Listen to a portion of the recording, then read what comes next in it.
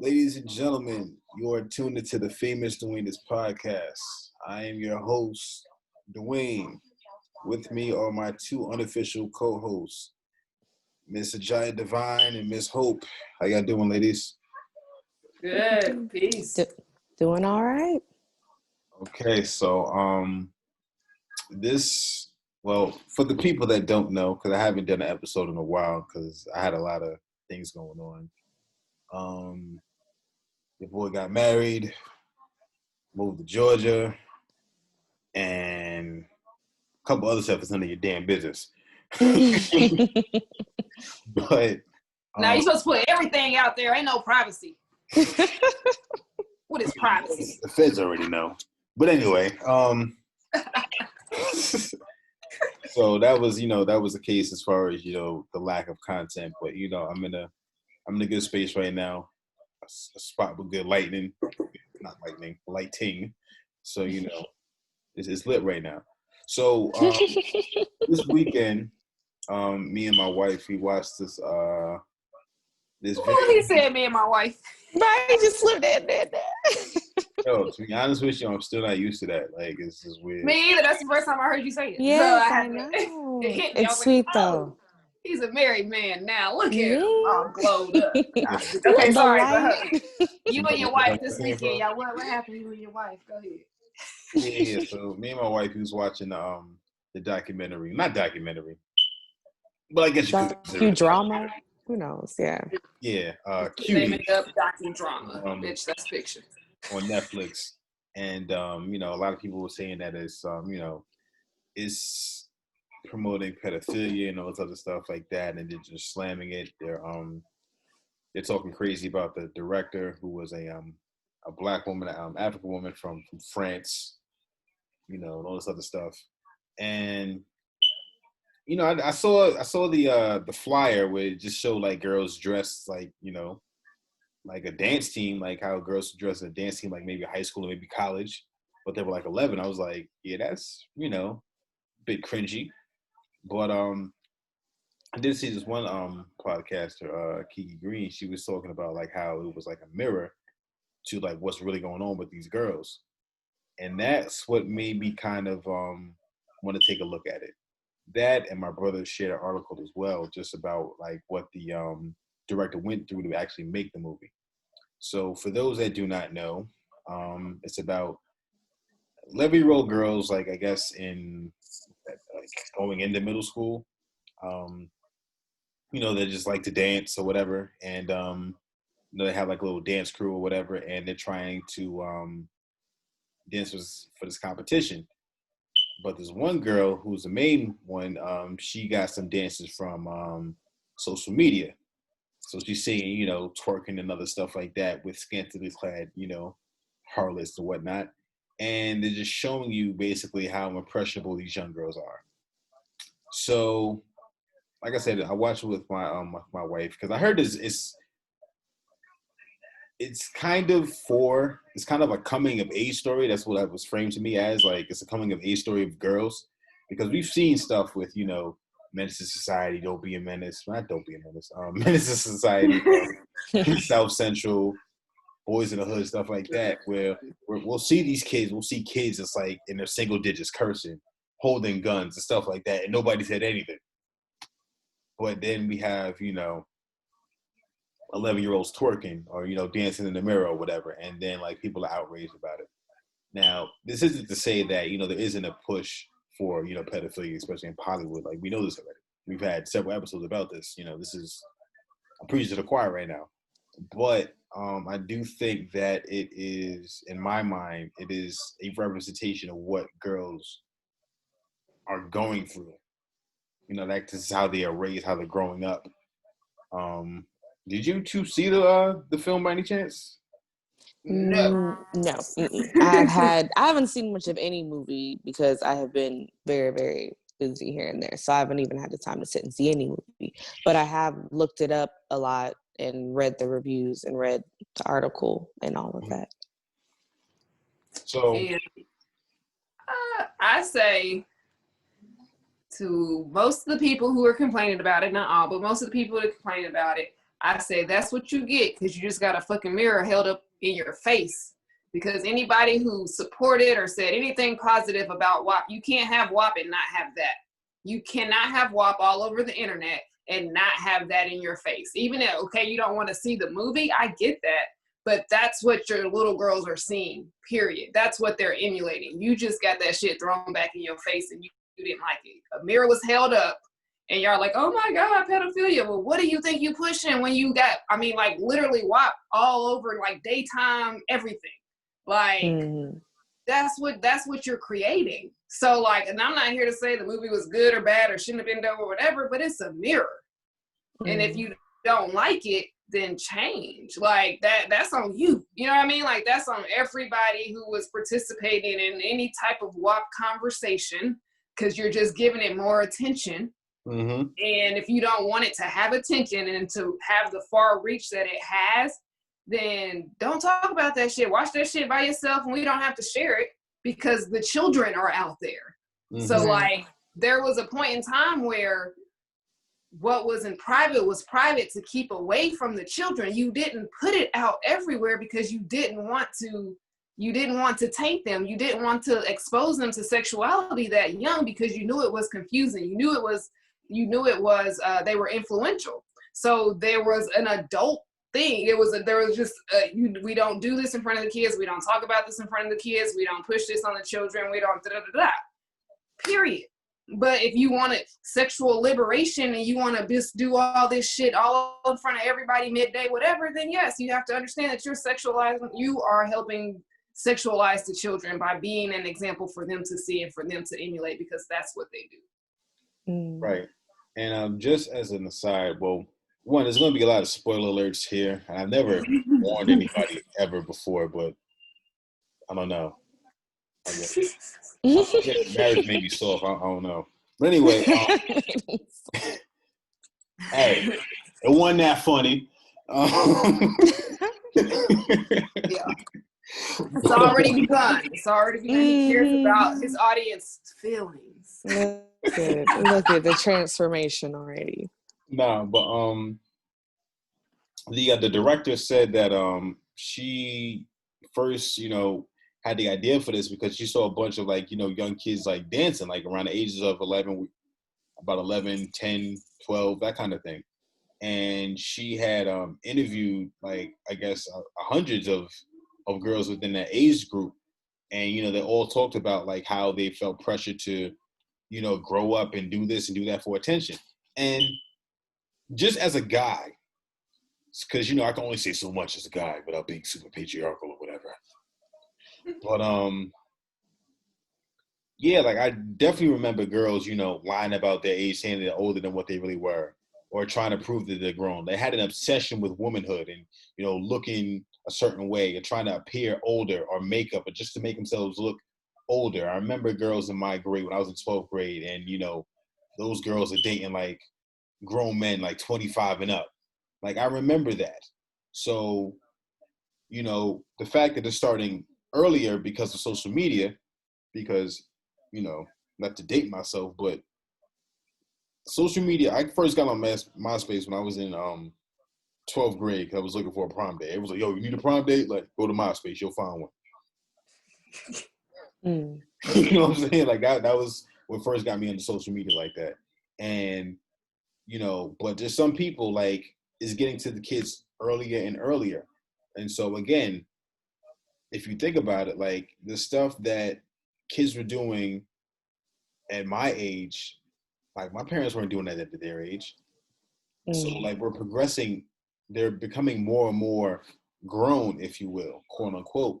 And it's just indicative, it's just a sign of the times. So yes, there are definitely some camera angles in there that are very cringy. There were some dance scenes where they just zoomed in right on the underage cheeks or whatever. I was just ew. But at the same time, I felt like it was really trying to get the point across that this is really something that you need to watch with your child and be like your daughter, and be like, all right, so which one of your friends is this one? Which one of your friends is this one? You know what I'm saying? And just to kind of like break it down, just like how like as a guy, like my father sat me down and we watched Menace to Society, and just okay, you have knucklehead friends like this, like don't be around those kind of people, like just to have that talk. Like a lot of times, it's what meat is supposed to be used for instead of what it's used for. Is just like a way to start a conversation. So that's what I took from that. It wasn't. I mean, again, it was a lot of cringy things, but I think it was marketed that way on purpose to like get people riled up, get people talking about it. Because otherwise, I would have made this about this. But niggas is upset. Niggas upset that they've been slutting around since he was like 6 years old, but now they got daughters or whatever, and now they want to be let's protect our daughters and stuff. I'm like, or I don't want a daughter. Yeah, I'm like, you was part of the problem, my nigga. So that's just my patriarchal take on it. So yeah, I think a major issue with what people, the image that they have for young women to look up to as far as womanhood is that all of it relies on men. I don't ever hear manhood having to rely on women, unless you're talking about, the hypersexual aspect as far as, fuck as many bitches as you can. But as far as just being a man, like, it's usually work-related stuff. When these young girls see, what it takes to be, I gotta, have sex, I gotta do what he wants, I gotta, compromise this, that, and that. So, where I gotta shake my ass, like it's something, and it shouldn't have anything to do, with that. Each person's, I guess you want to call it rite of passage, puberty, or whatever, is their own independent thing, and being exposed to all of this media that rushes and forces them. And I see a lot of people say things like, oh, their parents are in charge of what they're watching, blah, blah, blah. I don't think people realize just how quickly social media has changed since it first came out. Like, you're mentioning MySpace, but I mean, I know people who, or, me, I started when it was on Zynga and things like that. So all of these, AOL Red blogs, like that was real basic stuff. You just typed up your stuff, search what you want to search, and only one thing came up.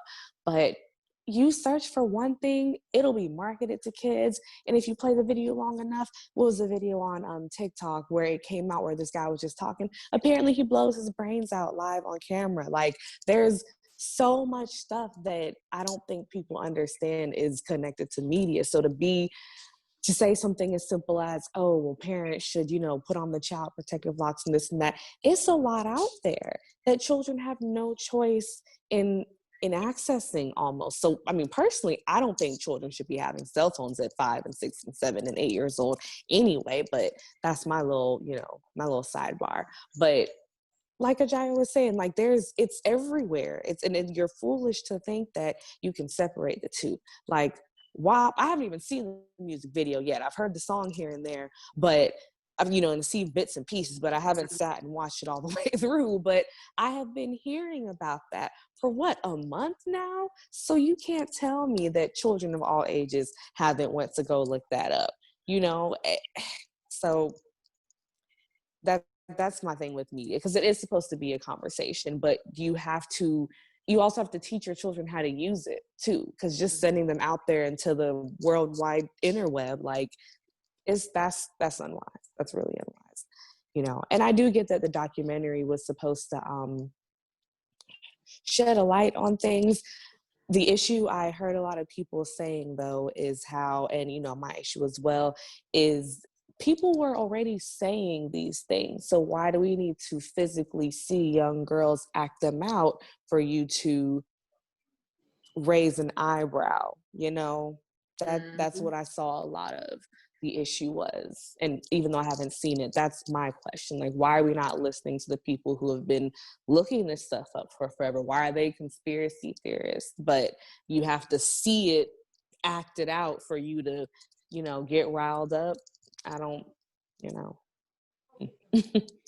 Yeah, and then I'm working with third graders right now. I don't know how I ended up in the third grade classroom, but they talking about their TikTok. He's like, can I bring my phone? Can I bring my phone to school so I could at recess I can play with our phones? I was like, no. I don't even know if that's a school rule, but I'm pretty sure it is. I was like, no. And he was like, I'm trying to get my TikTok on, man. I was like, oh, you missed the TikTok, huh? But but yeah, but there's every and anything is on TikTok. And I bet you some of them have downloaded these apps without their parents even knowing. Because I mean, like, Rami done downloaded about 50 games on his Fire tablet. And I have to go through and like delete overly violent ones and like bloody ones. And like, no, okay, oh God, no. What, like, and what, you know what I mean? Like, if you give them access, it is hard to monitor it and filter everything. Things are, like things are going to get through, even no matter how vigilant you are.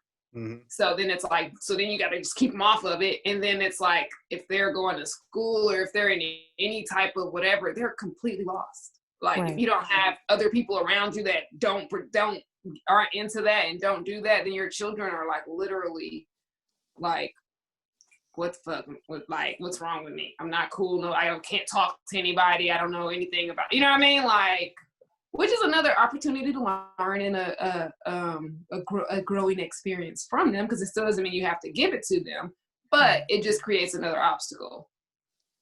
Right.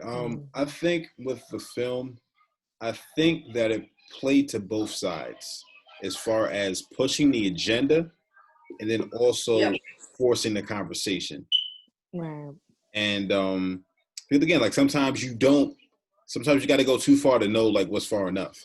And like in the film, they had the girl. She had a period for the first time, and like her grandmother, you know, she called her auntie, but they African. I don't know, but it's clearly her grandmother. But you know, like she hugged her, embraced her. You know, like okay, that's why you were acting out like that, because she had like some family troubles. Like the main character, she had like some family troubles. She was raised Muslim. Her father's in a polygamous relationship. You know, he got his new wife over there, and you know she wants her to show up for her wedding and like be all happy. Meanwhile, like her mother's sad about that, but she's trying to hold it down for the kids. And she again, she was like raised strictly Muslim, but then she saw like one of the people in her building like dancing like in the laundry room. She was just like was fascinated by that. And then she took her cousin's cell phone and saw like social media and got exposed to that. And then after that, like the rest was history. And a lot of times, that's all it takes is just like that exposure to certain things to act it out. Because the same way that, I mean, even like when I was a kid, like girls are always fascinated by womanhood. You know, they want those childbearing hips before they realize like, that's not going to happen until like, maybe your 30s or something like that. They don't realize that. They're so obsessed with like getting that all now instead of just like waiting for it to come in. Like there's women that I know that like, they've like, yo, I've been flat my whole life. Like it's never going to come in. Like 25, whatever. Then they hit 30 and just like, oh my God, I got a booty now. I'm so excited. I'm like, yo, like, you know what I'm saying? Like it happens. You know what I'm saying? Like it's a ever going process. So, but everyone's, I think they're just so forced to, they just feel compelled to like try to rush things instead of like enjoying the journey. So, that's with girls and definitely with guys as far as, wanting to hop in the sack with whoever, just prove that you're a man or just whatever it is. But Like, here's the thing. If we're gonna like secretly on the sly say it's okay for, like young men, 12, 13, whatever, to be like, hey, yeah, you got this girl or she like you and you're trying to do this. Well, who do you think they targeted? Who do you think that like the girls their age? So how do we have this thing where we want to keep the girls' innocence and sexuality like all in a box? But yeah, we teach the boys, or we at least okay or turn a blind eye to them sexualizing women from the jump. Like, hey, like even when they're like little, you know what I mean? Like, because like, if he like touched my breast while we're out here, like, hey, or another woman's, or like, because he does that sometimes. Like, and they're like, hey, get off my woman, man. Like, you like to like his godfather's you know, girlfriend or whatever, he'll kind of be all up on her and stuff, like laying on her, and it's already like a joke. And I'm not saying I'm not guilty of it too, but it's already a joke. So like who are they going to be targeting? And then we know the girls want the boys' attention, so they're going to feed whatever it is the boys are saying that they want. So like adults are creating the problem and then want to throw a fit when it's thrown back in their face. Like, you were creating the problem, so like fix it. And that's it. Like, why are you crying? Like, I'm just tired of everybody complaining about shit. And, oh, take this movie down, but at the same time, you gonna blast WAP and Megan Thee Stallion in your car with your daughter and sing it hard. Right. So what and are we then talking about? Yeah, I mean, it contradicts itself completely. And the issue with that too is like you have, they keep focusing like the best years of our lives on being, you know, young. So they're trying to rush everything, like Dwayne was saying about the childbearing hips, not realizing that comes with time. How you gonna have childbearing hips at 16? You don't even have puberty yet. Like, your hips are not done growing. That's why they're called childbearing hips. So obviously you would be of childbearing age to get them. So, you know, and then you got these grown men who are like, you know, 30s, 40s, thinking that it's okay for them to fool around with a girl in their young 20s because they're both adults. So again, these young girls want to, you know, quick to get older, quick to be grown now, lie about their age and all of those things. And I mean, the sexualization has been going on for a while, and it doesn't help when they encourage boys to, you know, they kind of encourage boys sometimes that it's okay to touch a woman. Like, I don't know if y'all had those silly ass grab day, titty grab day in school and whatnot, where no one, I don't even know where these days started. No, because we didn't even have phones like that then, but folks should just come to school and be like, oh yeah, it's ass grabbing day. So they just be walking around grabbing random girls' asses, and girls would let it happen because they wanted the boys to like them. And if you didn't participate, oh, you lame, blah, blah, blah. I'm lame because I don't want you touching my body unwarranted. Okay, cool, I'll be that, you know? And it's a joke. Like I was saying, it becomes a joke. And then, you know, everyone's uncomfortable, but no one's speaking about their uncomfortable because they don't want to be the lame one. They don't want to be, you know, the all ball out, because that's what we do in this trauma porn society, you know. Right. And also some other elements that were in the film, they really highlighted how like mean girls are to each other. You know, talking about, oh, you're flat, whatever. You know, like they critiquing each other's bodies. Like, this girl got pants before, like in the film, and you know, I've heard that, you know, that is how girls do to each other. I mean, mostly like what I saw was like girls beating up on each other, but I hear it's like other stuff, like they say like some wild things like in locker rooms and stuff like that.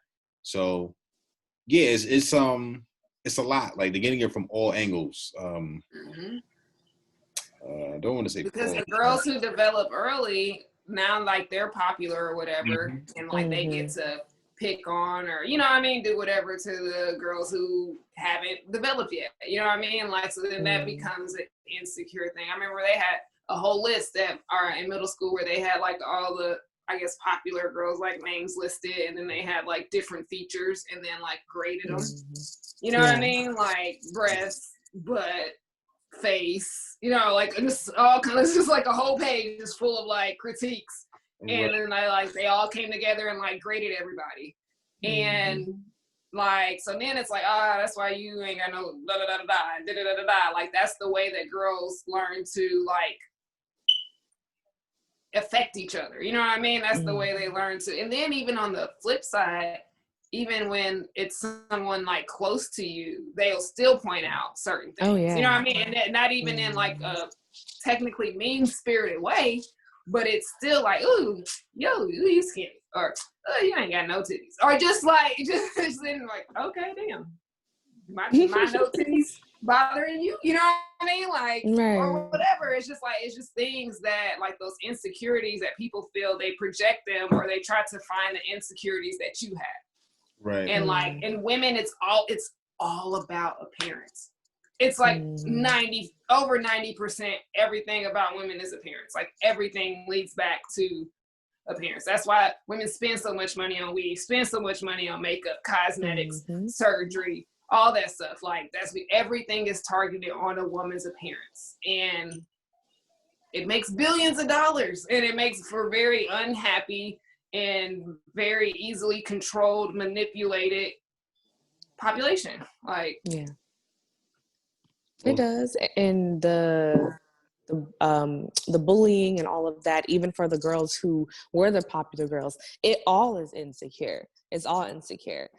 Because, you know, they're afraid in some ways, like, oh my God, you know, or they feel like they gotta soak it all up before it's too late. Like, let me bask in this. Because I'm sure we know plenty of people in high school, whether we know their real names or not, who were popular in high school. And then after they left, nothing. Like, they just kind of fell to the wayside, you know, because they made that their life. So they're, even when they're the ones doing the bullying, they might seem like the secure girls, but they're really insecure as well, you know. Yeah, most definitely. So, I'm trying to think if there's anything else in the film that I've missed. There was one scene that I was like, I think this is going too far, where the cousin, you know, found out that the main girl, she actually had his phone and was like on it, like, yo, like, give me my phone back, which that was kind of unrealistic. I mean, it was based in France, so I'm not sure how niggas do it in France, but if my phone is missing, like, I'm turning it off. Like, the service getting cut off immediately. Oh yeah, facts. With the jet immediately. And, you know, it's been going for like weeks at this point. And he finally took it, he tried to take it back. And then what she did was she locked herself in the bathroom. And then she first of all, another thing she started doing, she started wearing her little brother's shirts, so it would be like a belly button shirt, like a crop top. Mm. And Creative. she ended up taking a picture of her box and posting it on the internet. And like, it's like their like Instagram thing. So she did that. Hey, Then she slid the phone under the door and gave it to her cousin. oh. So then the next day, I'm just like, really? And then the next day, she comes into class and this white boy smacks on the cheeks, and, you know, she, like, you know, swings back at him. Goes, what? You're the whore that put your naked whatever on the internet. And it's just like, just having, yeah, but, you know, just knowing how dumb kids are. Because they even, there was another thing, they just showed you how, like, dumb kids are. Like, one of the kids, they went in the woods, they found a condom in the woods, and they, like, blew it up. And then it's like, yeah, that's a condom. Like, you probably got AIDS now, whatever. So, like, they scrubbed her mouth out with, like, some cleaning products or whatever. And, like there's a bunch of, like, dumb things that kids do when they don't, like, seek. know what the hell they looking at. Yeah. And that's the thing. Like, I feel like kids really get into so many dumb things that they feel like they can talk to adults about stuff. So we got to stop being weird about, you know, natural things. Like, I'm hearing now that, like, girls are having periods as early as, like, 9 years old. Yeah. Like, you got to have the talk early and earlier. You got to be very candid with it and be like, look, this is what it is. And, you know, a lot of people that are saying that the film is an accurate depiction are, like, they work in the schools. They're on the front lines. They see exactly what it is with these kids. And yeah, like, again, there was some cringy camera angles and stuff like that. I'm not gonna. The cinematography was definitely suspect. Like, definitely suspect. But it is definitely an accurate depiction on, like, how girls grew up. You know, my wife was like that with me. She can corroborate that story. Like, he's like, yeah, like, this is what it was. Now, mind you, like, you know, girls used to dance in the mirror all the time, but, you know, in our day, like, it was Aaliyah, whatever. It was kind of like, yeah, you might move our hips, but we wasn't, like, just flat out twerking. That was nothing. Right, we wasn't busting it open. Yeah, but now that's it. That's all they doing now. That's it. Like, I went to the club, like, before COVID. Like, I was at an event. I was like, I'm downtown. I ain't got no kids. Let me wander into one of these clubs, see what's going on. Nigga. Don't nobody dance no more. I was like, every song was like twerk or like fight. Like every song was either you are bending over and clapping cheeks, or we are damn near about to like fight because we in this bitch like, dude, whatever song is on. I'm like I'm sitting here. I'm like, I'm waiting for like one kind of like just chill, maybe a little more sensual something. No, none of that. Hell, I was at my cousin's graduation party. No, it was her sister's like 27th birthday party, but they were still all there. One of them just turned 18, and they're like, no one's playing music, so I put on like my little Pandora. It's playing like Anderson .Paak and Erykah Badu. I'm trying to, but it's getting some newer stuff in there. I'm trying to mix it up, but nobody was really like paying attention. And somebody was like, man, who got the aux cord? Man, somebody put on some music. I'm trying to shake my ass. Like, tell them I can throw my ass too. It wasn't even the men that was at the party that requested it. And on the flip side, we know there is healing in twerking. There's nothing wrong with twerking intrinsically. Don't get it twisted. Like, that's root chakra, get all that. I get it. But it's like, it's just been so overdone and so perverted that like, that's all the dancing that girls know. Like literally little girls, that's if you not like twerking, it's like, what are you doing? Like, if you're not twerking, you must be like a ballerina. Like that, like it's just like there's no other type of dancing really. Like it's like twerk or nothing. Twerk or die. Like that's it. And if you stay in the root chakra too much too, that's all you're gonna attract is that basal, sexual energy. So that definitely, plays as far as what you were saying in there. That's facts. And also, if twerking is a form of healing, a lot of these girls is hurt out there. So that's probably, they're just trying to twerk their pain away. Yeah. If we talk about most of them have been molested, then there is a lot of root chakra healing. That means there's so many layers to this. Like, there's just so many layers in it. But yeah, like we're talking about most girls are being molested. So if you throw that in on top of the sexualization, on top of like, it is literally a fucked up world for little girls out there right now. Like pedophilia, like we know, and I get the point of the picture. It's like, we know pedophilia is a thing. We know that there are people out there struggling with it. We know that there are pedophiles out there like looking for opportunities for whatever. Like, why feed that energy? You know what I mean? Like, as far as visually, as far as all that stuff, like, why feed that energy? Because like, me and Hope, we didn't really, like, we're not really, like, in a rush to watch it. You know what I mean? Like, or even, not even sure if we will or won't or whatever. But I guarantee you who is watching it. Right. Every pedophile that has Netflix and all of his friends, like, they are definitely watching it. And, like, so while we say, it's good to have a conversation and da-da-da-da, yeah, like, okay, cool, but you're also feeding an addict of sorts. You know what I mean? Like, you're also feeding a sickness. And you know this. Like, and like, we absolutely know this. And we know that they're trying to make pedophilia a sexual orientation. Yeah. And saying that there's nothing wrong with it if you don't act on it. But like, you straight, but you ain't gonna never act. So we think every pedophile is gonna be a nun or a monk. Right. And that's what's so unrealistic about pushing that into sexual orientation. Like, stop acting like most of them aren't out here violent, like literally acting on it. Okay, like let's be realistic here.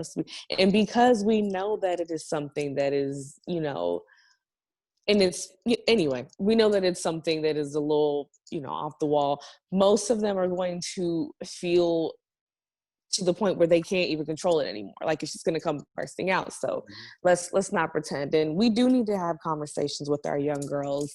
But we also need to figure out, why all of these things are happening so early, because it's not just the menstrual cycles, the menstrual part of the cycle that are starting earlier. It is a development, like physical development of these girls that are starting earlier and earlier. And yeah, they're getting taller. That's different. Like, I just think that these generational children are going to be a little bit, taller. But as far as, what's going on in the world that is literally forcing these girls to be physically and sexual in there, and then also explain to them that their menstrual cycles does not mean they are ready for sex, because a lot of parents, I feel like, and even, let's take parents out of it, the way that they taught sex ed in school is that if you have your cycle, you're ready to start making babies, and that's it. Like they don't even tell you the why you have your cycle, and maybe they don't really know. Your cycle is literally just the blood that your body is expelling because it saves up the blood in case you're going to have a baby.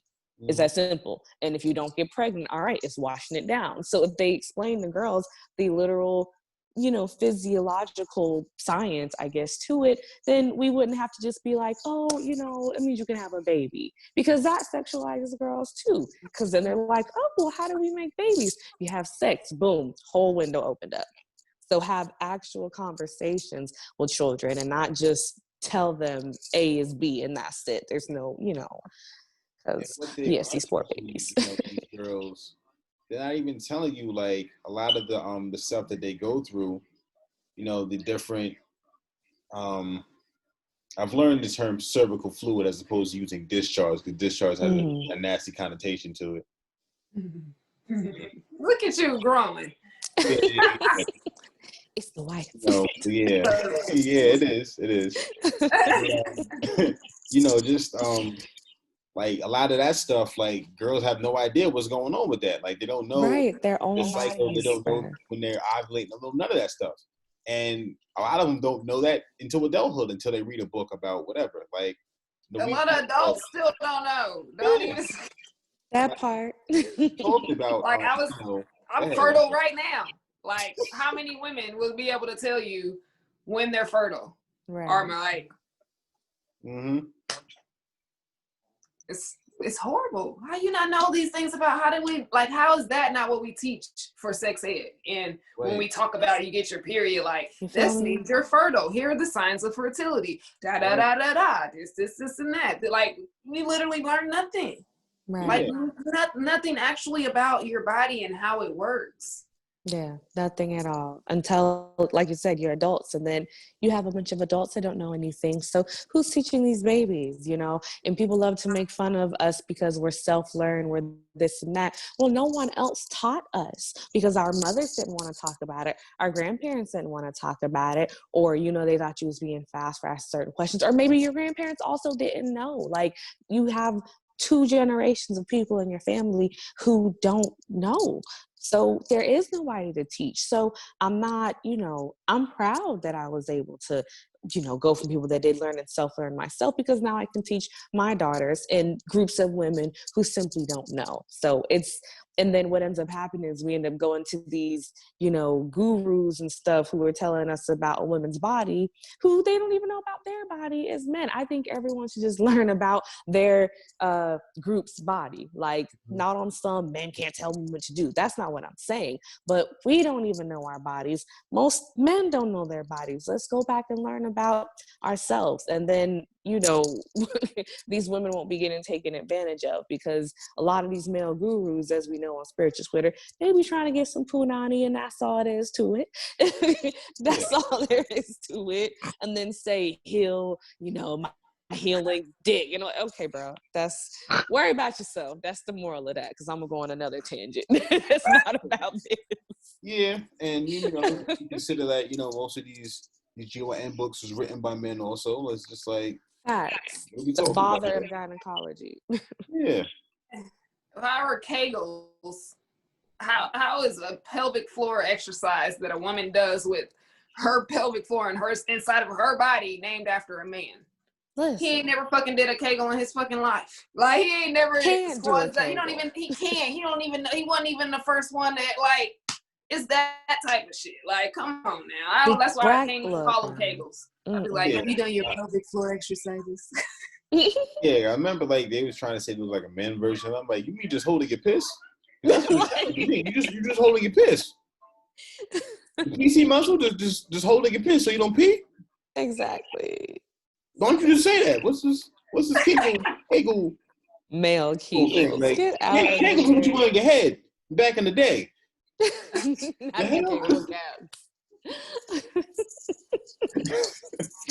Yo. But anyway, yeah, it's just again, I definitely think that it's a conversation needs to be had with children sooner than later because these kids are growing up fast. It's just there's already kids that have switched their gender like before high school. Yeah. Now, what kind And of coming to age do they get? Can we talk about that? They say that they don't actually change their gender. They say they use blockers to block puberty. Mm-hmm. So I was informed of that recently, that they're not technically transgender children. They're just blocking puberty until they make a decision. Which isn't any better because interfering with puberty from a health standpoint is ridiculous. Like, what are the long-term effects of that? Like, I saw two things. I saw another documentary which I definitely recommend that y'all watch, called The Social Dilemma, which talks about the effect. It talks about the effect of social media on like these kids and stuff, just like people in general, but like specifically kids, and how like the suicide rates have like almost like they're up like almost 150%, like with like young girls and stuff. And because usually like suicide is usually like men. Or like, right. Now it's like the girls are like really being affected by social media stuff as far as like again like saying women value looks. Yeah, and then that bullying stuff when you're still developing and your mind is still developing is very detrimental. So you don't want to put yourself out there like that. And the other thing that I saw was what did I see? It was a social dilemma, and it was this clip with this woman that was talking about kids that have been changing, making the transition over, and that it's actually more females turning into males than the other way around, even though trans women, I guess, are like the face of it, which just shows you how the patriarchy strikes again. And Interesting. Which is crazy because again, like just like the hormone blockers and stuff like that, like we don't know the long-term effects of that. Like it's going to be a very, very at all society. Like I mean, that makes sense though, because if we're living in a patriarchal society that teaches women that they're less than, of course little girls don't want to be women. Yeah. You know what I mean? Like, they think it's something wrong with being a woman. Yeah, like they see women as weak. They see women as, having like we don't learn to value our womb. We learn to despise it. Women literally hate their cycle. They do. Like, and they don't understand that the whole month is the cycle. It's not just the bleeding part. Just the period. Like, but they hate, like if they could remove that from being a woman, they would.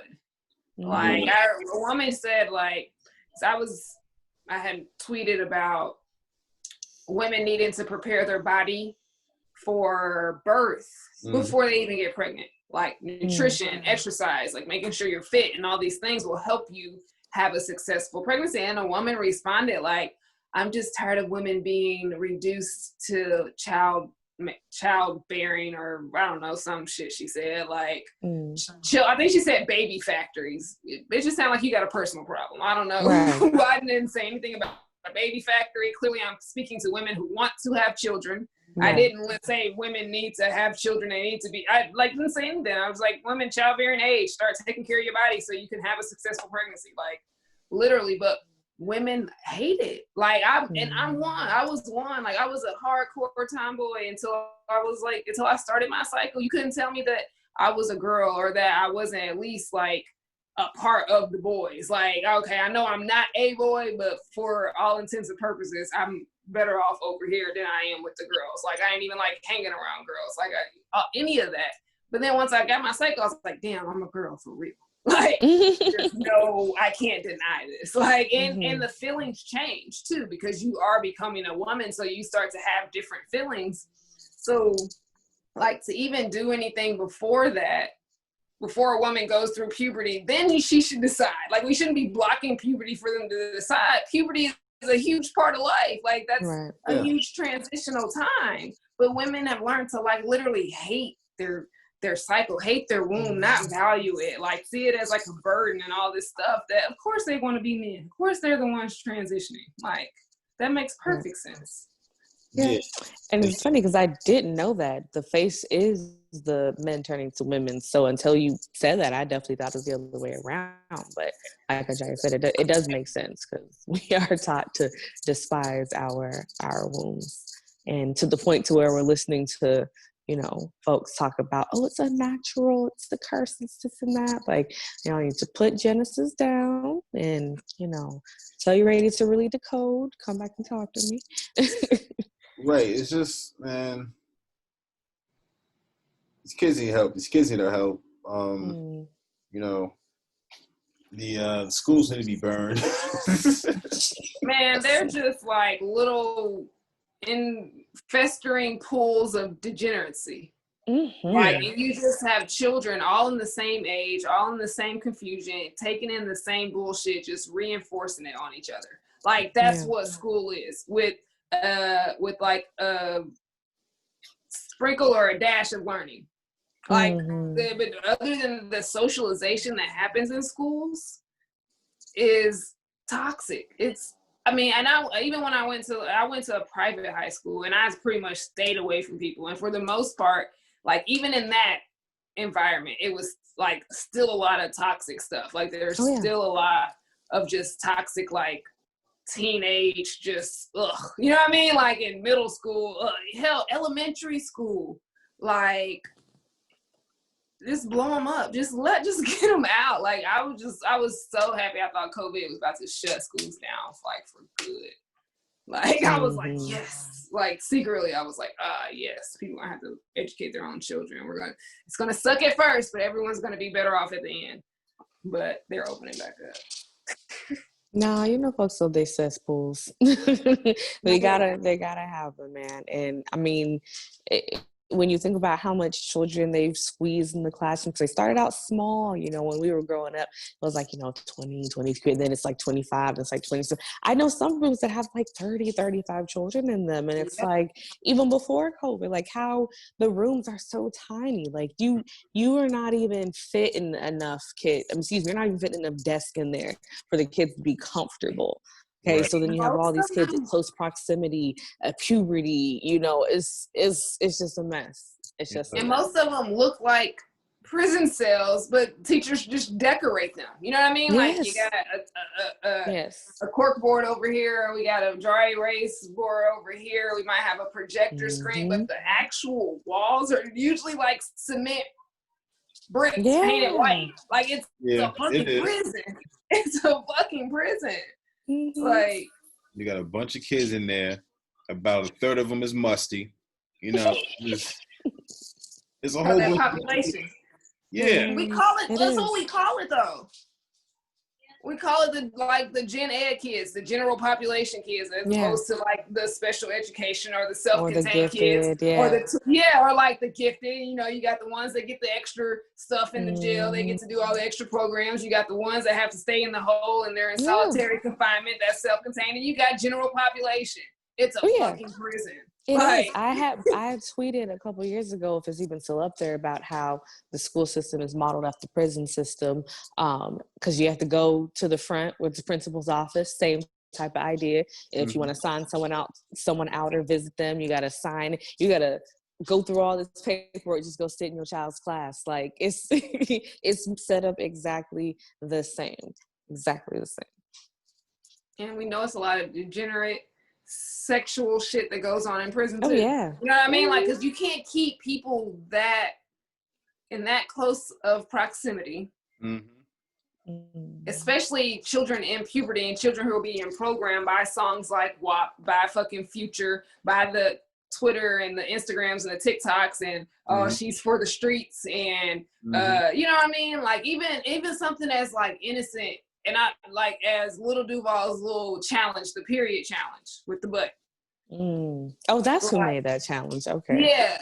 Like, so, okay, so we see this, and we see our parents like showing somebody else, they friend that picture, you get a peek at the phone. So now you at school, like, you can't do the period challenge. You ain't got, you know what I mean? Like, and it's literally that simple. It's literally that simple, from a peek at the phone. Okay, we'll do, okay, blah, blah, blah. now I'm going to go to school and be like, come on, let's do the period challenge, or hi, you can't do it. And like, yeah, it's a cesspool. Like, it is. And going back to that documentary I told you about, the social dilemma, they talk about how they basically like they got all the smartest scientists to realize like how to hack the human psyche to basically like social media is mind control. Like they can predict everything that you're gonna do, and it's all for like for profit. Like we know for a fact that like you get certain notifications, even like when you're not online for a while.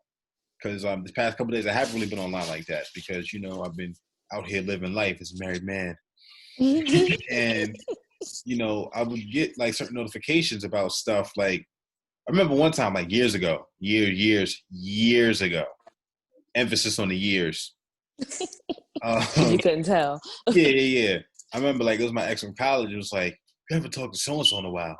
You should reconnect. I'm like, no. Like, what are you talking about?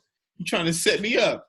But it's like it's stuff like that they'll say, like they'll predict, like they try to like basically predict your every movement and stuff like that. And like even like the rabbit hole on YouTube, they would talk about like the whole Kyrie Irving like flat Earth thing. Like he just went down a rabbit hole on YouTube, and like each video like will go to the next one, will go to the next one, go to the next one, and it's designed to make sure that you stay engaged. Like if you're flicking through your phone, they know how long you're looking at a picture before you flick to the next one. Like it's so crazy. Yeah. So and what's funny? Oh, I'm sorry. Finish. And the craziest thing is like this is happening to adults. So these kids is like food out here. Oh man, easy pickings. Easy pickings. And what's funny is they know this. They've already done this research. That's why they created social media. So I find it hilariously ironic how they're making all of these documentaries about things that they already did this research. Like that's why they put out social media to begin with. Same thing with movies. They pay psychologists money to see, let's see how we're going to get them this time. So this is the pre-research, but they're putting it out there so folks can be like, what? Not me. Not, I'm different. No.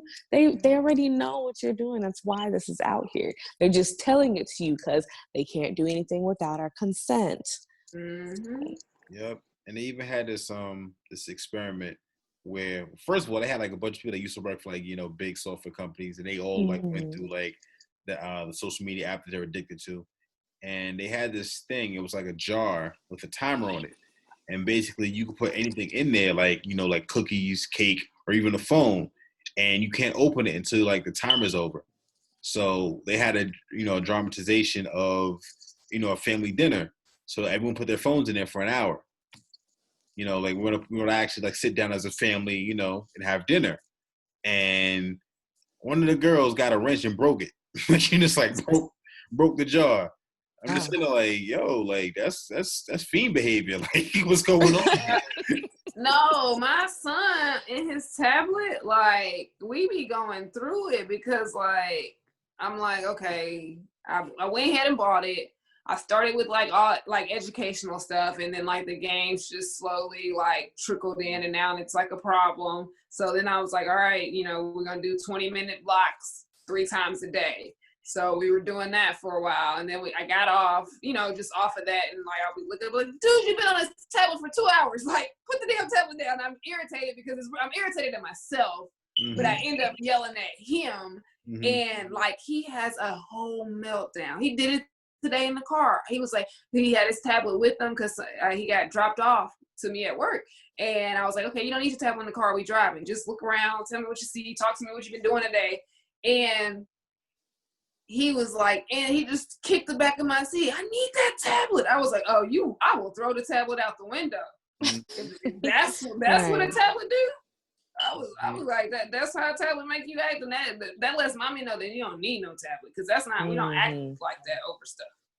So like, like it's real, like it's an addiction, like it's really an addiction. I think that's like what it was for like video games in my era. Like it was like that too. And I think the only reason, because my mom told me straight up, like, man, we was like so close to throwing those games away, but like it helps you think, like you thought better on your feet and stuff like that. So that's what we kind of let you rock We were real close to throwing it out. And I was like, yeah, all right.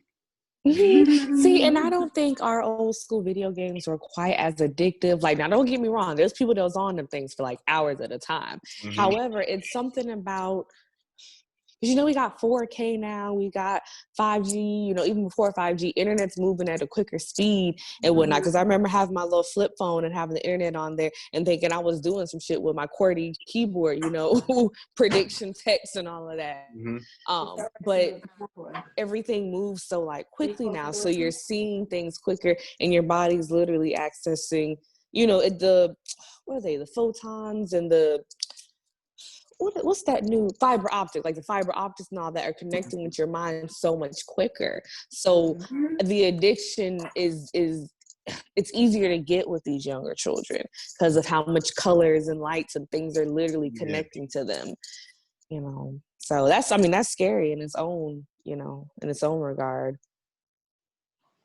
Yep, it's bad. Like I see it, and I still like it's just a thing. Like, and then you add that if they're watching sexual thing. I had this little kid, I think he's like 8, maybe. He told me that he went to the strip club on GTA. Oh. He shouldn't even have GTA. Right. Problem number one. You did what?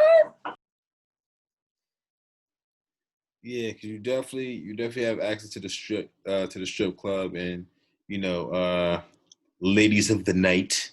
Other things like that, and it's just I remember like back when Columbine happening, trying to say, oh, these shooting games will have an effect on whatever.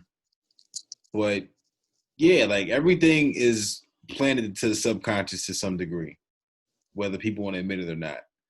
There's all of this, like Cuties is basically, again, like a culmination of what is already going on. And the director said, allegedly, I'm saying allegedly because, she could be lying, who knows, but she said she talked to hundreds of girls around those ages of like 11 and up, like between 11 and 12, middle school age. And they're all with, talking about like how they felt compelled to act grown and, be sexual and stuff like that for attention. Like that's actually like an accurate depiction. Like her story, the film was based upon those stories that she told, like that she heard from those kids. And again, I think the delivery was a bit dramatic, but again, it's a conversation we need to have with these kids. With our kids, like, look, which one of your little whole friends is like this?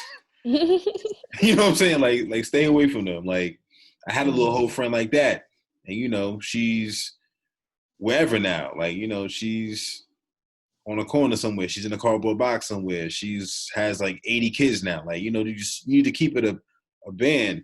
I will say that at the end of it, it does revert back to her just wanting to be a kid again and not trying to be grown, which I think is very important. That it shows you the potential consequences of acting grown. So I do applaud that. Not the full extent, but enough to be like, yeah, I'm wilding right now. So, it's definitely something that it's definitely a conversation that, we need to have with our girls, early on. Your daughters, your nieces, your cousins, God kids, all of that. Like, you just need to have these conversations because it's whether you like it or not, as much as you try to show to them, like, a lot of these burner accounts as kids too. Yeah. Facts. So we can front like, we live in the Amish lifestyle all we want to. But the reality is like these kids are going to figure out a way to do it. And they're going to figure out a way to like, just the way that we figured out stuff. There's a lot of stuff I saw that I had no business seeing at, 11, 12, whatever. But I figured that out. And I think that people forget where they came from in that regard. Or they try to like make it seem as if, no, but my kid would never. I'm like, nigga. It's your kid. You should definitely know that they will. Like, I ain't put nothing past him. Yeah, Right. that's your DNA. You know what you did. Mhm. That's what I'm saying. Check back in your list a couple years ago. What was you out here doing? Because that's exactly why I do say they don't want girls, because they know they was terrible to girls. Their reason is almost always, oh, I was terrible to women, so I don't need them sins coming on her. All right, what about your son? You gonna have a little, little Somebody nigga else just out go there being like, terrible to little yes, girls. Right. exactly.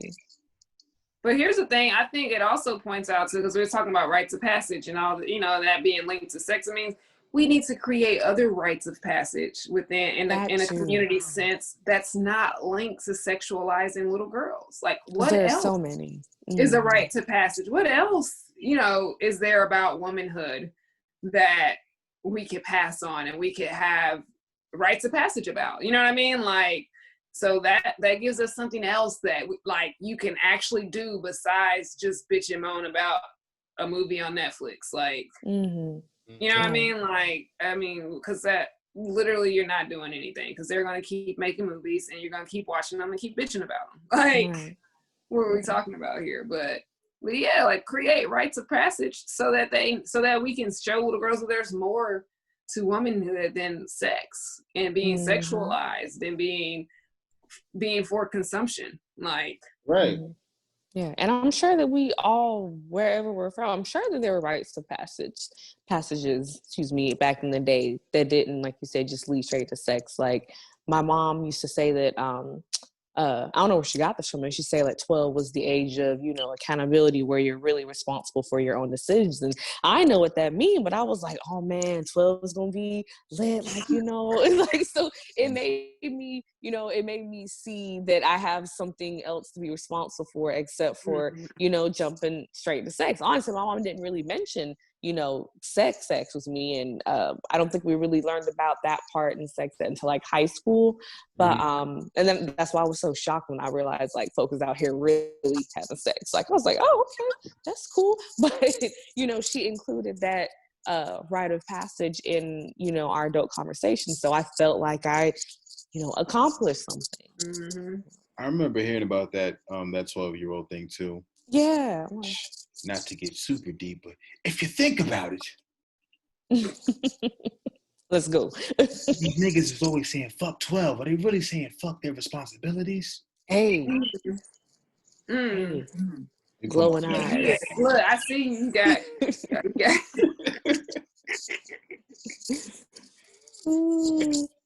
But I just yeah, we definitely need like rites of passage besides how many girls you slept with, how many niggas you beat up.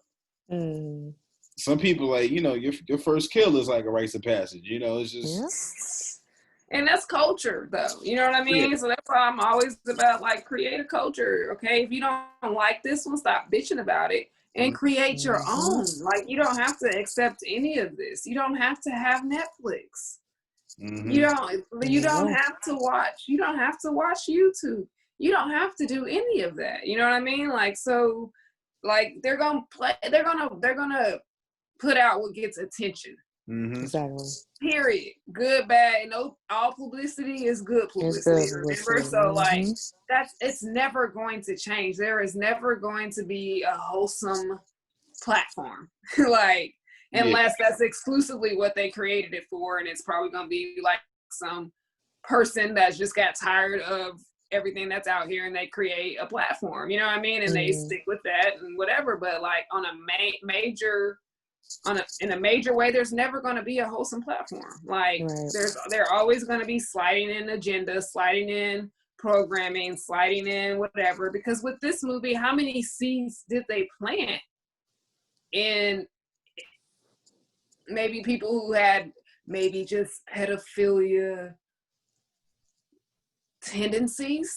You know what I mean? Like, they watch this movie. Yeah, now they're just like, oh, you know what I mean? Like, how many switches got flipped by watching that movie? How many, you know what I mean? How many young men watch that? So in 10 years, they're still going to see that as sexual, as that is sexy. They're still going to be sexualizing those little girls in their head because they watched that when they were 14. Right. You know what I mean? Like, so then that's when you're taking in these things, you're letting them plant seeds in your mind. Like, and you don't know what those are going to blossom into. As much as we want to say, like, you know, oh, we are the children. No, we don't know how they're, because we're not having conversations about it. So we don't know what those things are going to blossom into. We don't know how they're truly affected. Like, so, yeah. All right. So about to wrap this up, but I guess we can go around like final thoughts as far as what the conversations that we need to have with our daughters or just our kids in general in regards to coming of age and decisions and choices and all that other PBS shit. I think it needs to be a continuous conversation. You know what I mean? Like, that's the thing about it. When a lot of times we talk about, you know, did you have the conversation?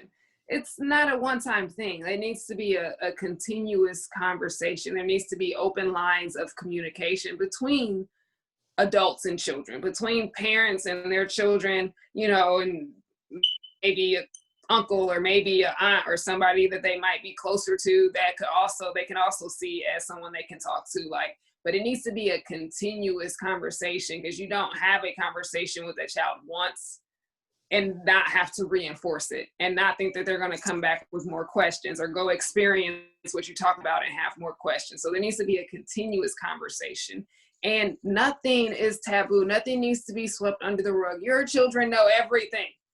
Like, your children know everything, because if they didn't get it from you, if they go to regular school, any type of public school, they're exposed to it. Like, they know everything. So have the conversations, have the uncomfortable thing. Ask them questions. Ask them what they thought of the movie, or if they friends watched the movie or what. Like, ask them what their friends are talking about. Ask them if they have any. Like, actually ask them questions. Like, I just think about how many times, like, no one is really asking children questions, because if you're someone that children feel like they can talk to, they will tell you everything.